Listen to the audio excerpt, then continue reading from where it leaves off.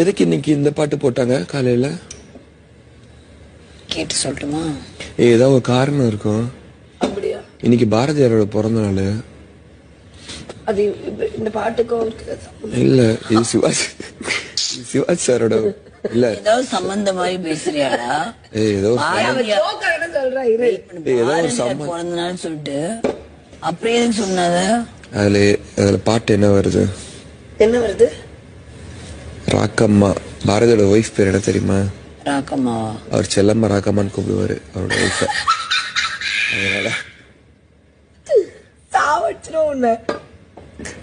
தெரியாதா இது? நீ படிச்சது இல்ல? சரியா? நீ சொல்றதெல்லாம் கேக்குற அளவுக்கு நான் மென்டல் கிடையாது. ஓடி போயிரு அப்படிக்கா. எனக்கும் சில விஷயம் தெரியாதுதான்.